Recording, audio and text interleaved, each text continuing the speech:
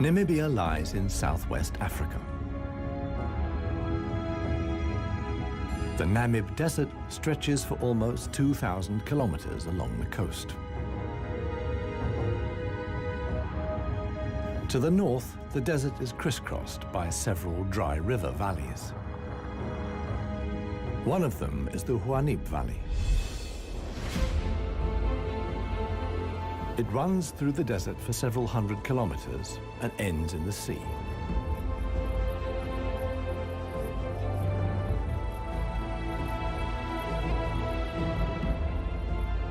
Water flows here once, at most twice a year. Only deep-rooted plants like anna trees can survive here. Only here, within the valley, can mammals exist in the long term. It is the home of the desert elephants.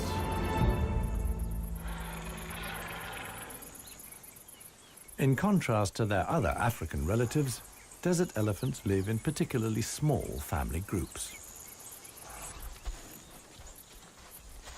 They are so rare and their way of life is so special that they're under the constant supervision of scientists who've also given the elephants names.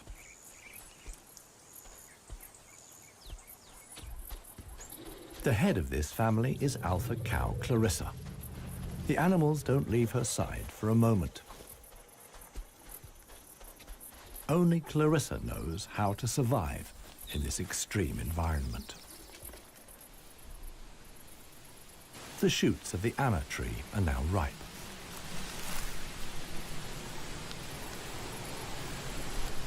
The pods contain protein-rich seeds.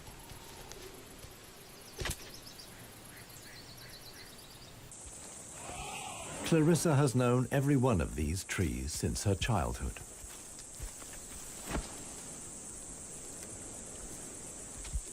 Even the youngest, Maya, tries the shoots. Here, however, experienced trunk tip control is required. It's easier for her to get the protein she needs from her mother's milk. Desert elephants only have half the number of calves as other elephants. The male animals stay with their mother's family until they reach sexual maturity. With mock fights, they prepare for life without the protection of the females. Adult bull elephants are loners or travel in small groups. Jappy is the most skillful of them.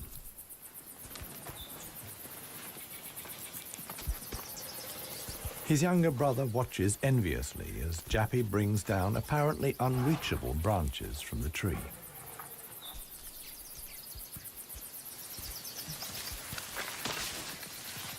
In the valley, Jappy is well known for such tricks. He learned them from his father. Friendship among bull elephants has its limits. Jappy is certainly not willing to share his branch with his younger brother.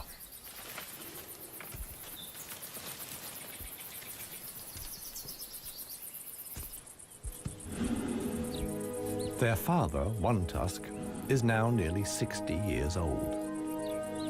His trademark is the missing right tusk, lost long ago in a hierarchical battle. For years, he was the undisputed king of the Huanib. Now he lives in seclusion. One Tusk's legs are weak. He can no longer keep up. The aging bull is already being watched by a male jackal,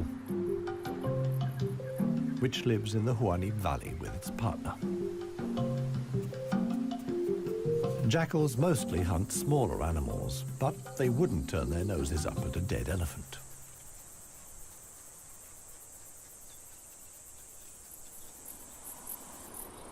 In a side valley, Clarissa has discovered a further source of food.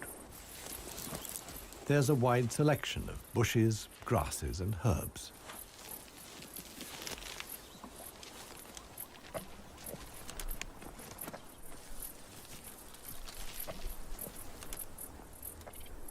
The elephants' climbing skills far surpass those of their savanna-dwelling relatives. This too is a form of adaptation to their special habitat.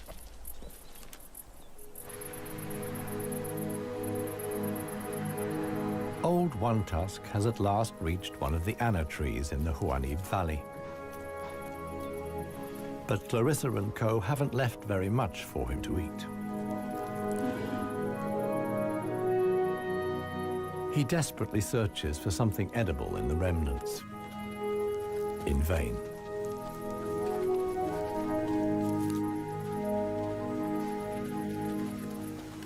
For the inhabitants of the Namib, survival is hard. They're used to going for long periods without water. Many get liquid from their food or know secret sources of water. Regardless of size, every green leaf contains a minimum of liquid worth harvesting.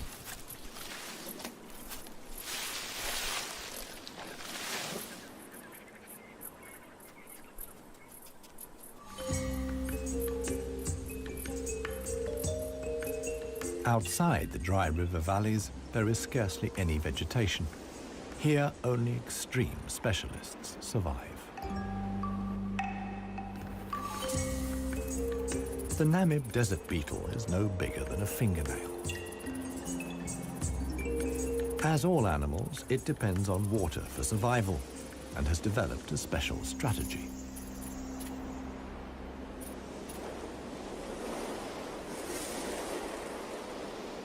Even the tiniest traces of dampness in the air condense on its carapace. In time, a drop forms, which then flows directly into the beetle's mouth. This way of life limits the distribution of desert beetles to those parts of the desert that see fog. But where does the fog come from? The Namib is one of the few deserts in the world that stretch to the sea. The cold Benguela current from the Antarctic cools the seawater to a temperature of 12 degrees Celsius. When the water reaches land, it evaporates in the warm desert air. Around 200 days a year, the desert is wreathed in mist, which sometimes extends hundreds of kilometers inland into the dry river valleys.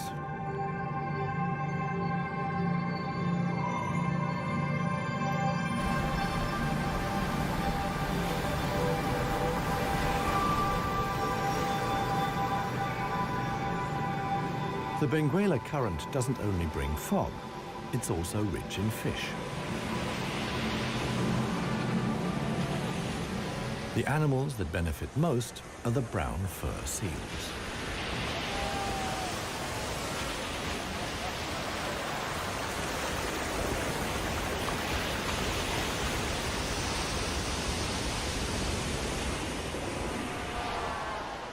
Their colonies are often home to 100,000 animals.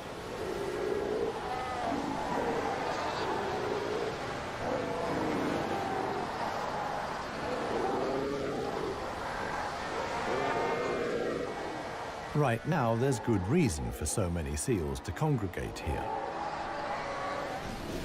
The mating season is just beginning.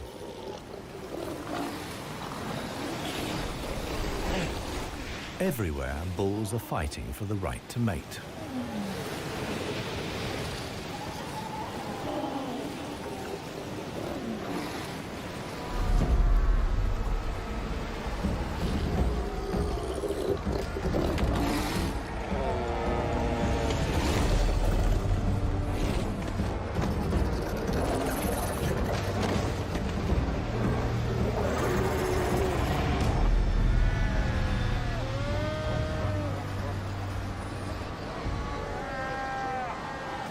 The strongest conquer a whole harem and then have their flippers full.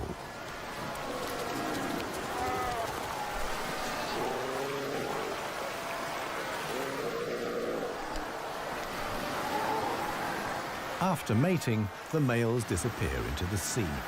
They're not involved in bringing up the young.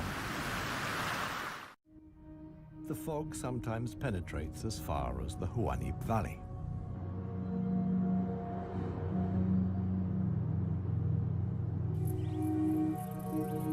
Now, even the biggest animals benefit from the moisture contained in the fog.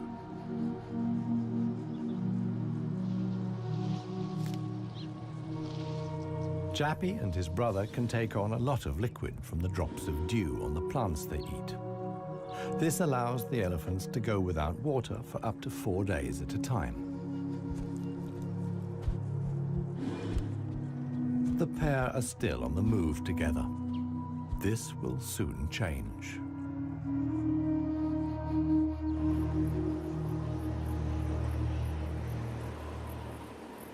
As the fog lifts, the sun illuminates a very special event. Families of elephants from other dry river valleys are on their way to the Huanib Valley. They're following the calls of their relatives, which they pick up via the soles of their feet, as via a stethoscope. More and more elephants join Clarissa's family.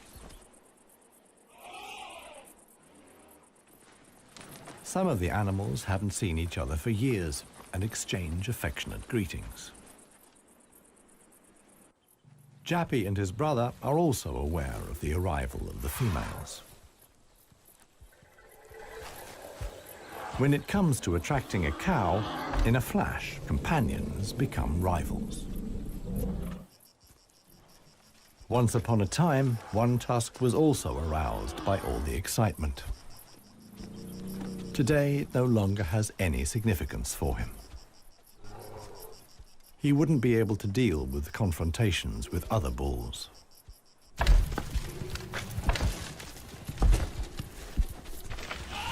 His sons and grandsons, on the other hand, are very excited.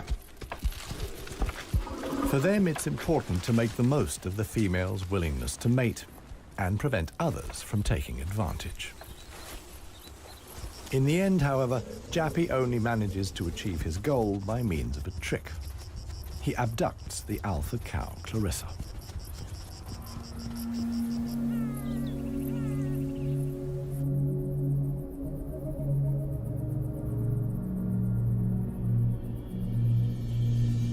While many of the inhabitants of the valley spend the night hours asleep, this is the time of the real desert dwellers.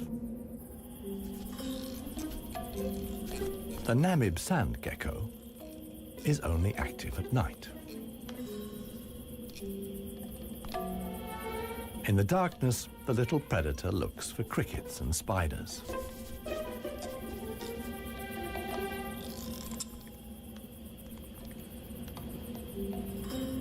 Like a frog's, its toes are webbed.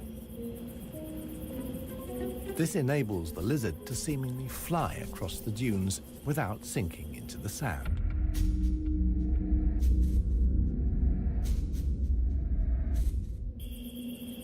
But it also needs to be on the lookout.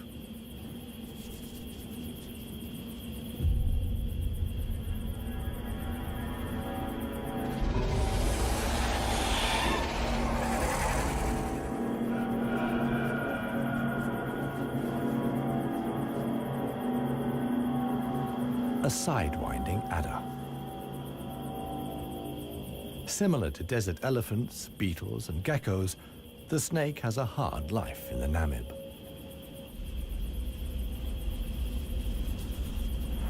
It has to hunt successfully to survive.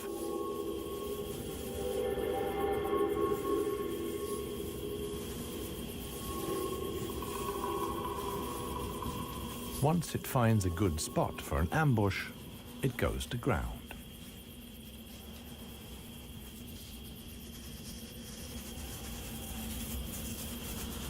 The snake is a predator that lies in wait for its prey, relying completely on its camouflage.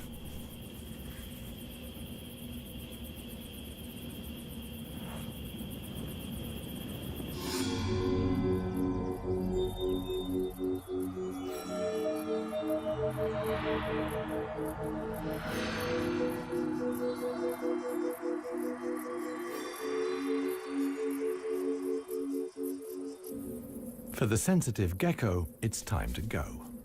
In the sun, it would quickly dehydrate. Here, too, webbed feet come in handy. The lizard uses its legs as scoops to quickly dig out astonishing underground passages. It can make tunnels 1 meter long into the ground.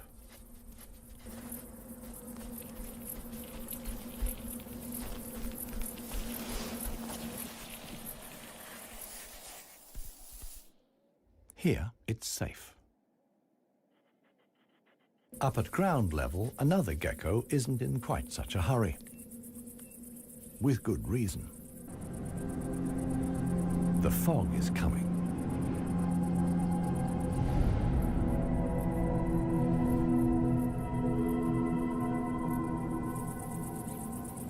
The lizard's large, mirror-like eye surfaces allow the fog to condense here. At last, water.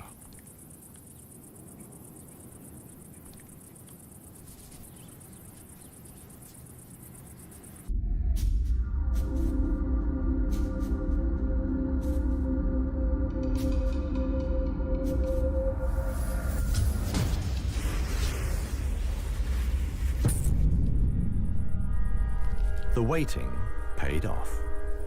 This morning, the sidewinding adder can have breakfast and get some liquid into the bargain.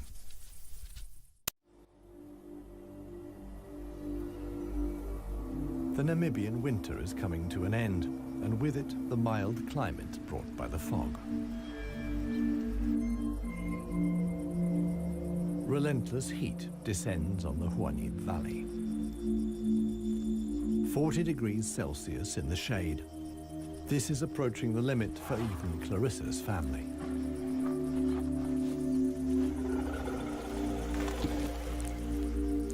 Elephants don't sweat, and so protect themselves against overheating by fanning their ears. But it seems too hot, even for that.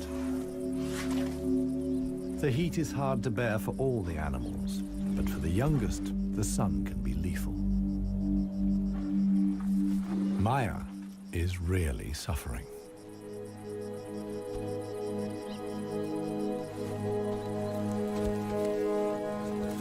One tusk mobilizes all his efforts for one last attempt at an anna tree. But he no longer has the strength. Exhausted, he withdraws to the shade. During his long life, his legs have carried him more than 400,000 kilometers. As with most bull elephants, the last few steps he will take alone. Despite the heat, Clarissa can't afford to take a break. She urges her family to move on. Desert elephants have to spend up to 20 hours a day eating 200 kilos of plant material.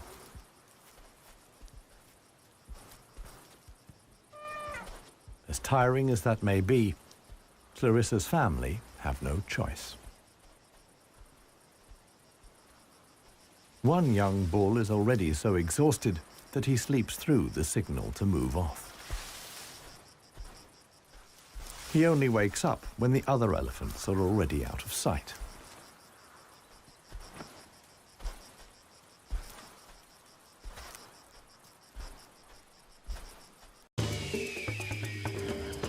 This show was created for you and your family to watch together. Welcome to Nat Geo Wild. It finally dawns on him that he really is all alone. Clarissa and the rest of the family have noticed his absence. The animals try to locate each other via smell using their trunks, which are extraordinarily sensitive.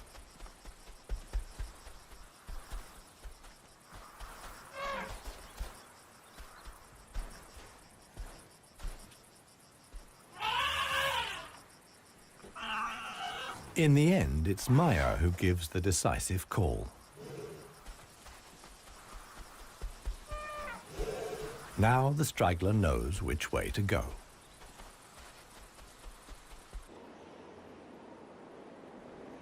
The extremely dry period shows no sign of coming to an end. 1 week later, the heat and the elephants have combined to decimate the plant life in the Huanim Valley. Vultures take up positions on the trees on the edge of the valley. Their time will come when the other animals can find nothing more to eat.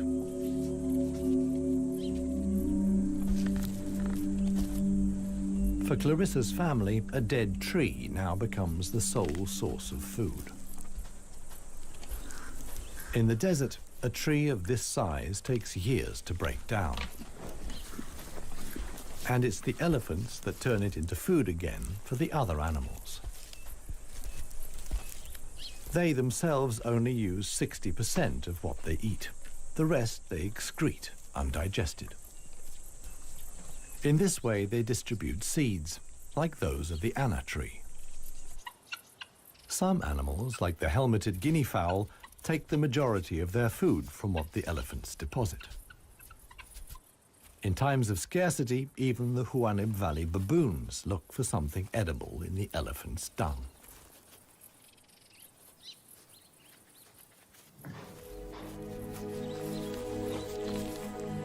Old One Tusk has one more go at the wood.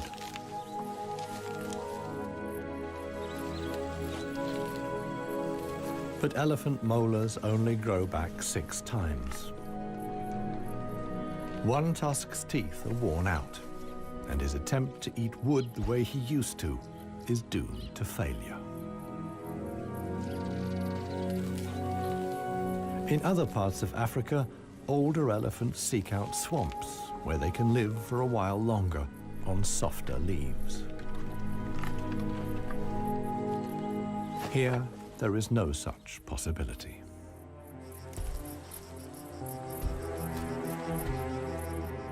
For Clarissa, too, the situation is becoming threatening. She and her family must leave the valley and seek food and water elsewhere. Other families join the trek. Only Clarissa's knowledge of hidden water sources can save them now.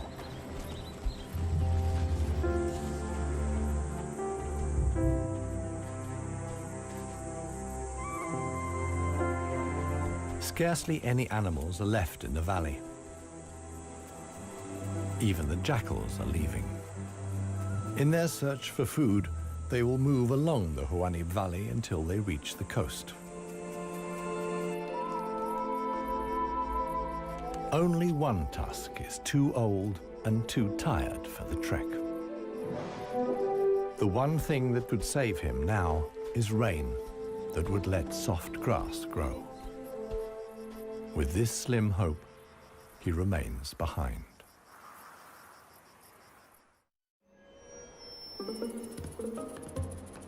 The Namib desert beetle is also looking for something to eat. In contrast to most of the desert dwellers, it is not seeking fresh young shoots. The beetle is on the lookout for plant residues. The unceasing wind is a help. It sweeps fragments of plant life together in valleys and hollows between the dunes. Mostly it's just a few bits of leaf. But sometimes it collects and becomes something like a herbal rubbish dump. Although the plants are completely dried out, they still contain important nutrients.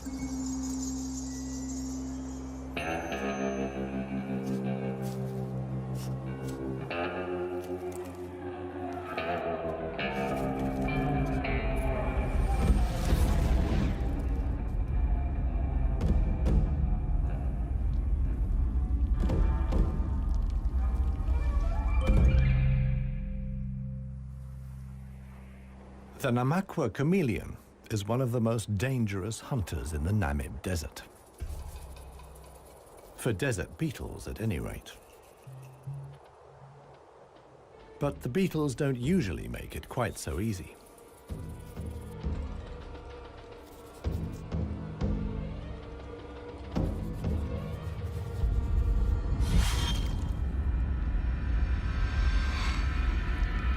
The beetles aren't only full of protein, but also provide essential liquids for the lizard.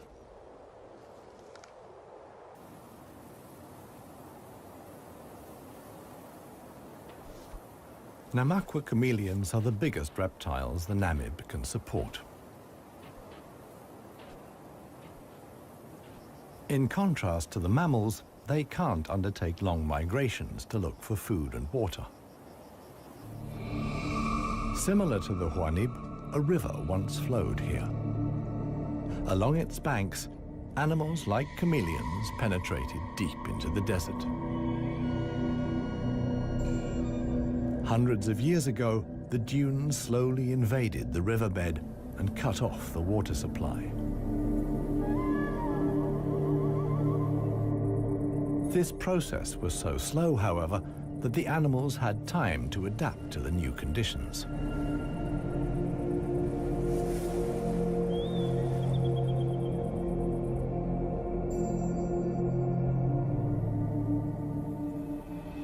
The mammals didn't need such a long period of adaptation.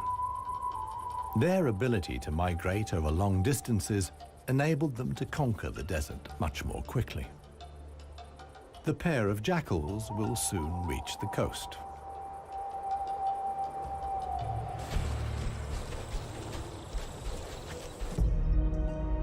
Clarissa, meanwhile, is still searching for water. Little Maya is already exhausted.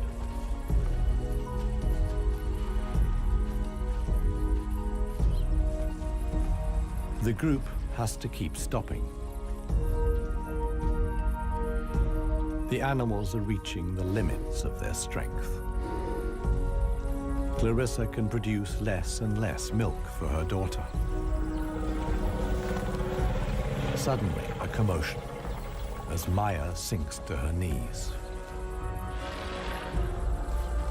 But Clarissa urges her offspring onwards. It is their only chance.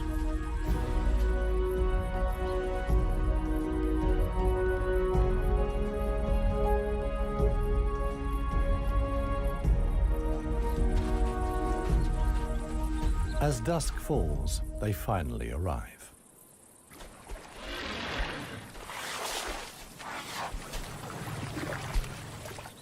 Thanks to Clarissa's knowledge, there's something to drink at last. Adult elephants can get by on 100 liters of water a day.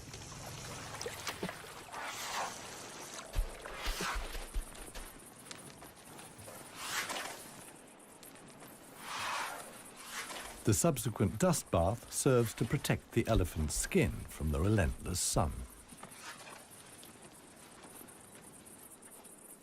The trek to the next source of food is long.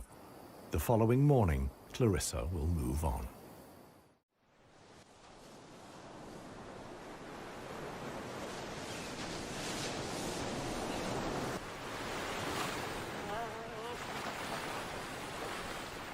The jackals have finally reached the sea and move southwards along the coast.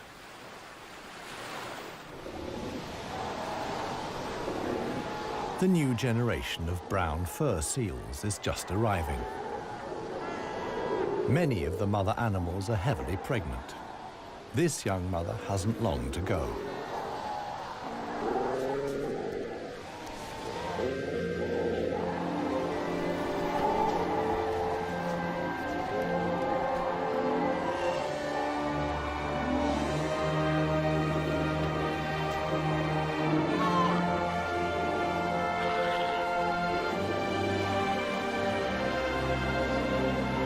The mother at once welcomes her offspring into the world.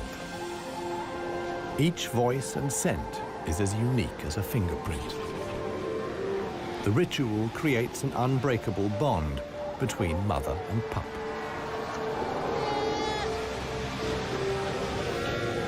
Directly after the birth, the pup has to be suckled.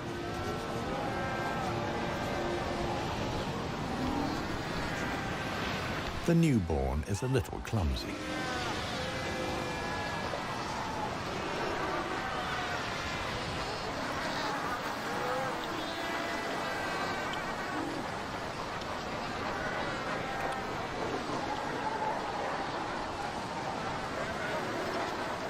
The young mother is not alone. Tens of thousands of other females have also given birth.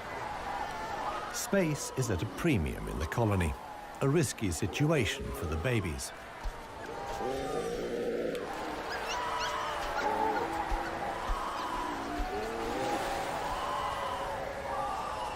To minimize the danger, the seals organize a kindergarten. Many of the mother animals leave their newly born pups here.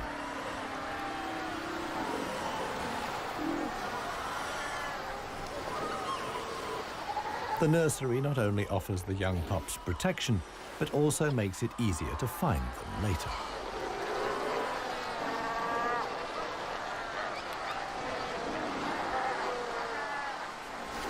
The mother seals have to go out hunting every day to make sure their milk is nutritious enough for the young.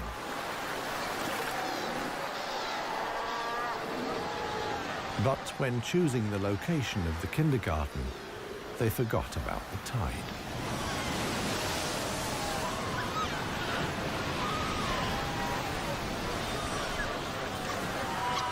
The pups fight desperately against the onslaught of the waves. The baby is washed out to sea along with the other newborn seals.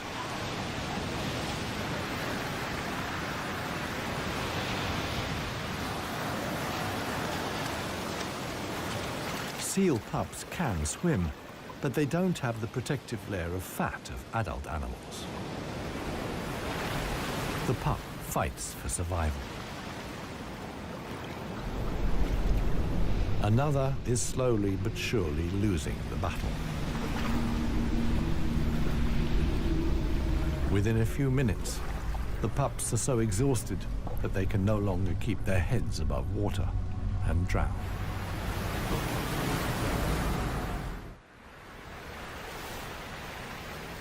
The next morning reveals how great the danger posed by the sea is for the seal pups.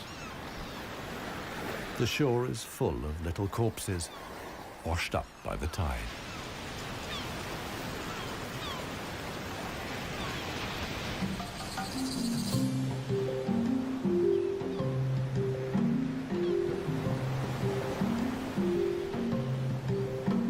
The jackals from the Huanib.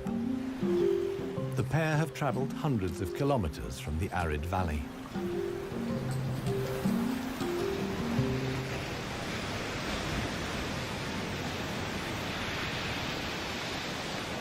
The seal colony is now their only chance of food.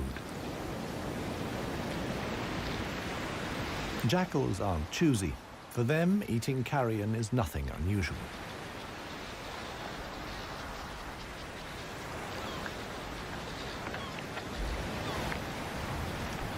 They'll be spending the coming weeks at the seal colony. Only when the pups are old enough to swim enduringly, and thus the supply of food runs out, will the jackals return to the Huanib Valley.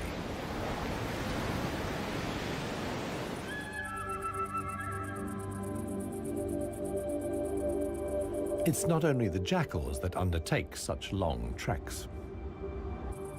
The other inhabitants of the Huanib have a long way to go.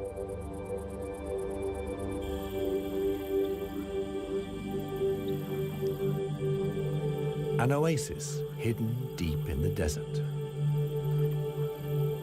Oasis.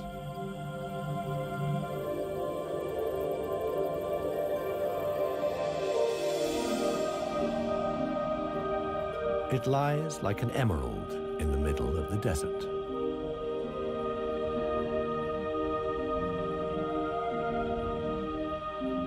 A thin band of loose vegetation lines the watering hole.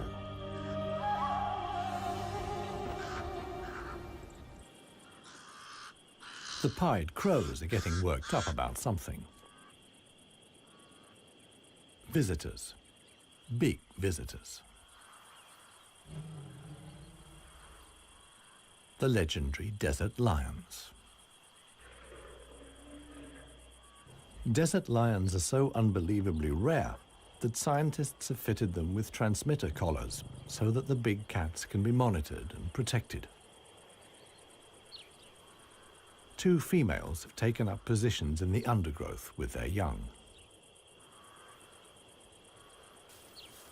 The experienced predators know that it's just a matter of watching and waiting. And indeed, many animals are making their way here. The oryx's numbers have thinned noticeably. Some are lagging far behind the main column.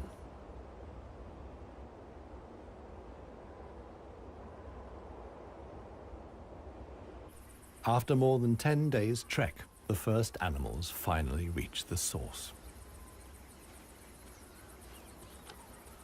Cautiously, they approach the steep bank.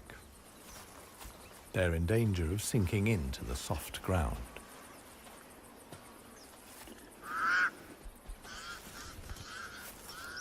The pied crows sound the alarm again. The lioness's patience has been rewarded. They've caught one of the stragglers. One lioness keeps the oryx in check on the ground. The hunting lioness is completely exhausted. Fighting the antelope has taken the last of her strength.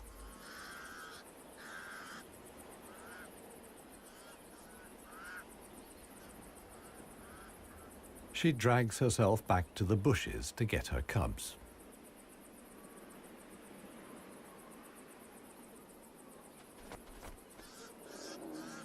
The other lioness keeps the pesky crows at bay.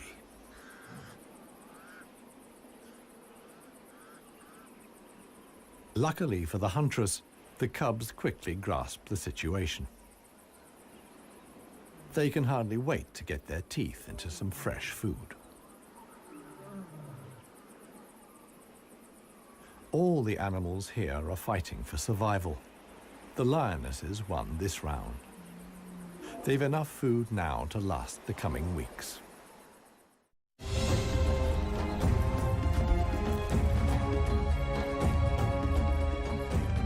Clarissa and her family have finally reached the neighboring Dry River Valley.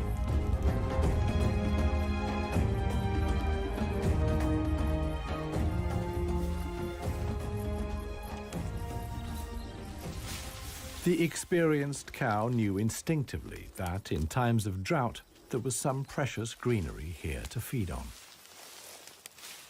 The exhausted animals can at last fill their stomachs again.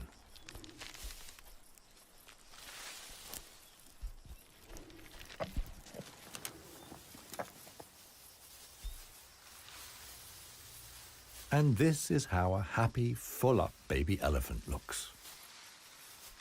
Maya in paradise.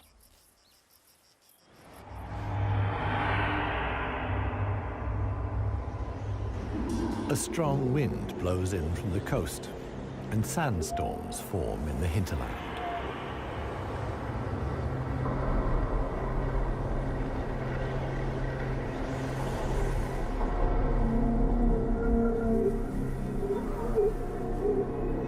They reach the river valley where Clarissa and family have found food and shelter. Sandstorms like these are the harbingers of heavy rain. Experienced elephant cows like Clarissa know what that means. As soon as it rains, the dry river valleys will be turned into raging torrents that wash away anything in their path. Imminent danger for the family of elephants. Time to move on again. Now the safest place to be is outside the valleys. How right Clarissa was can be seen the following day. Water in the Dry River Valley. Only every 10 years or so is the rain strong enough for the flood wave to reach the sea.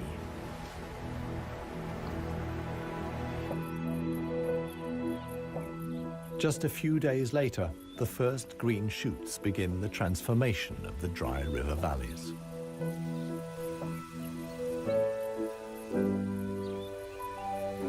The Huanib Valley, too, is bursting with new life as the first exiles return.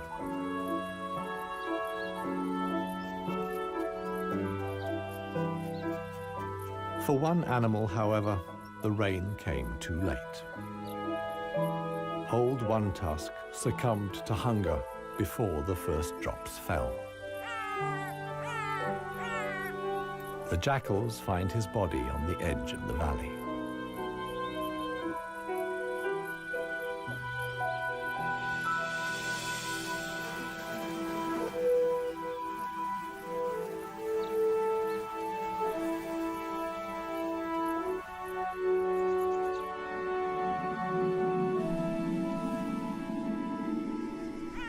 The jackals don't approach the body until evening. And thus, the circle of life is complete. The next morning, long unheard calls echo through the valley.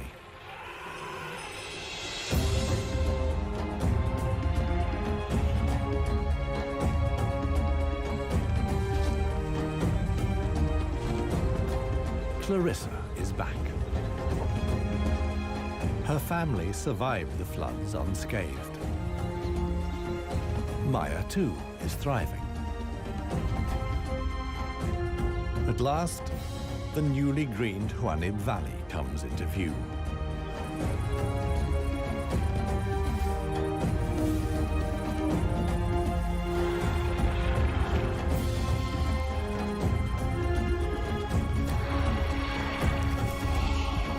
Clarissa's family is home again.